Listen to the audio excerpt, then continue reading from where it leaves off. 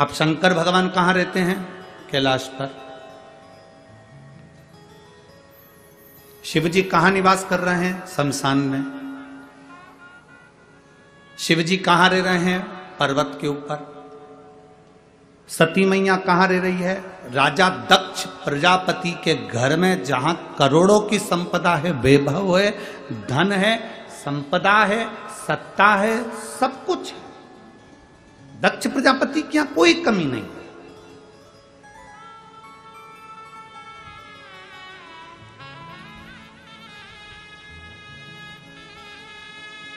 समझाया जा रहा है, सती मेरी बात मान ले तो विवाह मत कर। सती मेरी बात मान ले तो शिव से विवाह मत कर, तू और किसी से विवाह कर लेगी मैं चल जाएगा। कोई धनपति, कोई वैभवपति, कोई सत्तापति, कोई हम ऐसा ढूंढ लेते हैं जिसके साथ में सती तुम विवाह कर लो। सती तुम विवाह कर लो, हम ढूंढ लेते। सती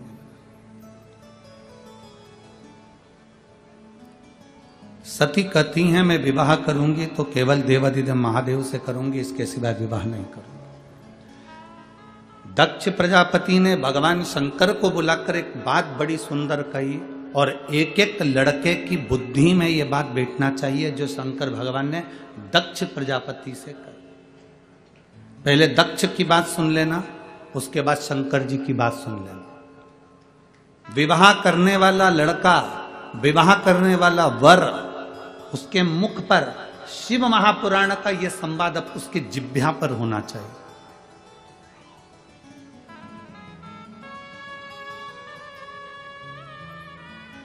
दक्ष प्रजापति ने कहा, सुनो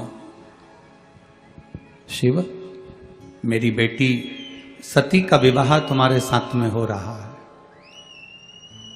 मेरी बेटी सती का विवाह मैं तुम्हारे साथ में कर रहा हूं, और मेरी बेटी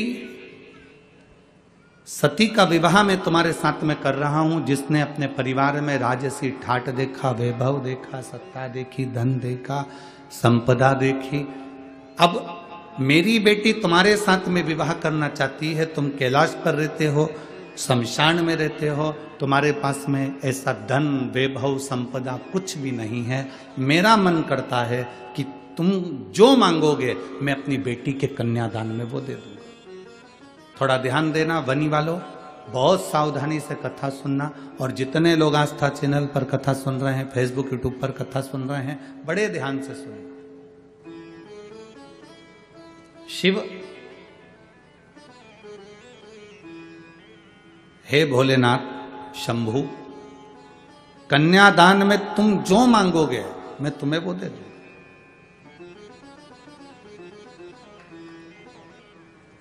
आज मेरी बेटी बिहार रही है, तुम्हें जो चाहिए मांगो। भोलेनाथ जी ने कहा दक्ष प्रजापति को देखकर।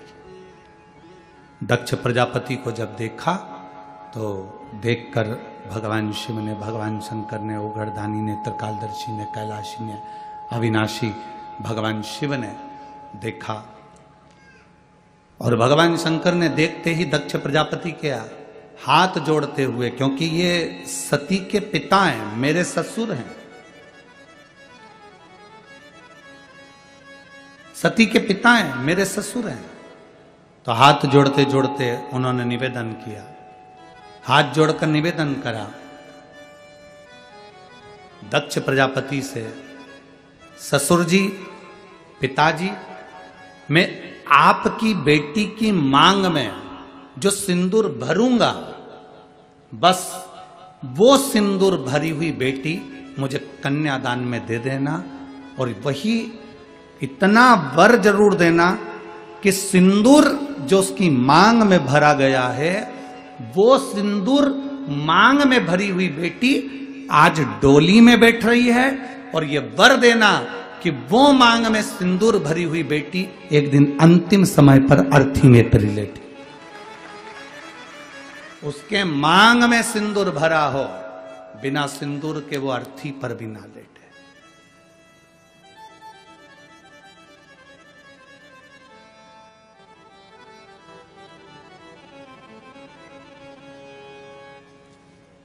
शक्तिपीठ गए हैं? किसी शक्तिपीठ के दर्शन करें आप लोगों ने? हाथ तो उठाओ जरा। 52-51 जितनी शक्तिपीठों का स्मरण हमारे शास्त्रों में आता है, उन शक्तिपीठों में जाइएगा। उन शक्तिपीठों में माता पार्वती का स्थान नहीं है, उन शक्तिपीठों में माता सती का स्थान है। क्योंकि माता सती के प्राण छूट गए थे, शिवजी ने उनको कंधे पर धारण कर लिया था। भगवान विष्णु ने सुदर्शन चक्र भेजकर माता सती के शरीर के टुकड़े टुकड़े कर दिए थे।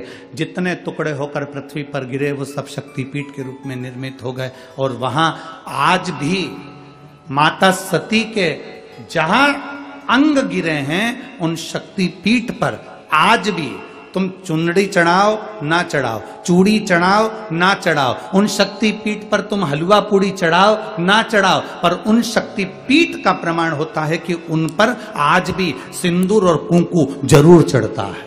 उन शक्तिपीठ का निर्माण का सुख ही यही है। और किसी भी शक्तिपीठ पर जाओ, जितने तुम माता रानी के दर्शन करने के लिए जाओ, तुम चाहो जिस देवी के दर्शन करने के लिए जिस शक्तिपीठ पर चले जाओ, तुम्हारे को जिस शक्तिपीठ पर जाना है उस शक्तिपीठ पर जाओ। देवी का दर्शन करने के लिए, तुम माता रानी का दर्शन करने के लिए, तुम भवानी का दर्शन करने के लिए जिस शक्तिपीठ पर जाना चाहो उस शक्तिपीठ पर जाओ। वहां से कुछ लेकर आओ मत आओ, पर इतना जरूर याद रखना, कोई अगर शक्तिपीठ से आ रहा हो तो तुम्हारे मुख से निकलना चाहिए कि हमारे लिए प्रसाद भले मत लाना, पर वहां से थोड़ा सा सिंदूर कुंकू जरूर लेकर आना, रोली जरूर लेकर आना। वो हमारे लिए सौभाग्य का विषय है, वो हमारे लिए आनंद का विषय है।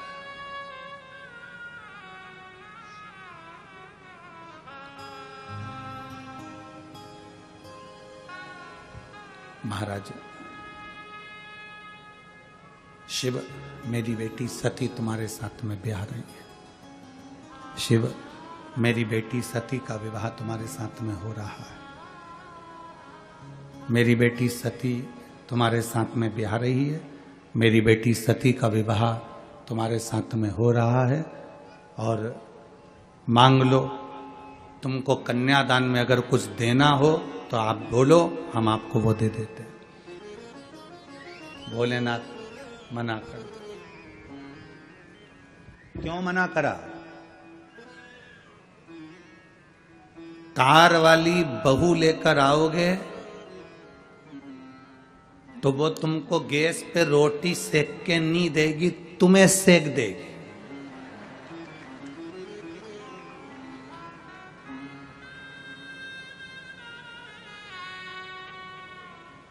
पर संस्कार वाली बहू लेकर आओगे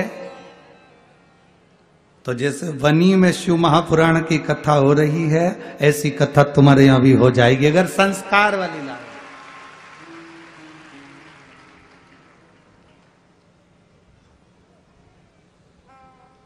आज के जमाने में शादी नहीं होती, समझौता होता है। आज के जमाने में विवाह नहीं है, आज के जमाने में खरीदारी है। रिश्ता जहां होता है वहां पहले बात हो जाती है, 10 लाख का, 15 लाख का, 20 लाख का।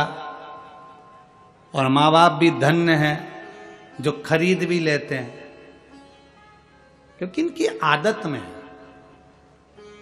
बेटी छोटी थी तो उसके लिए 10 रुपए की उनने टॉफी खरीदी। बेटी बड़ी हो गई,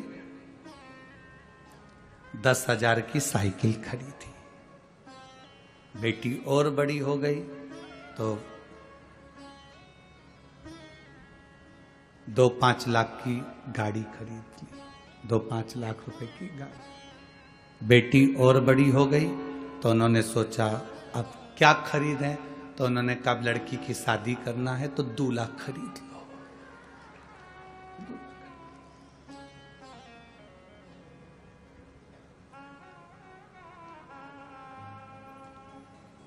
तुमने भी सोचा ससुर अच्छा मिला है, गाड़ी दे रहा है, जमीन दे रहा है, बेटी दे रहा है, half set, full set, sofa set सब दे रहा है, पर तुम ये अंदाजा नहीं लगा के बैठे कि उसकी बेटी जब तेरे यहाँ आएगी तो सोफा सेट तो रहेगा, हाफ सेट तो रहेगा, फुल सेट तो रहेगा, पर तू अपसेट रहे।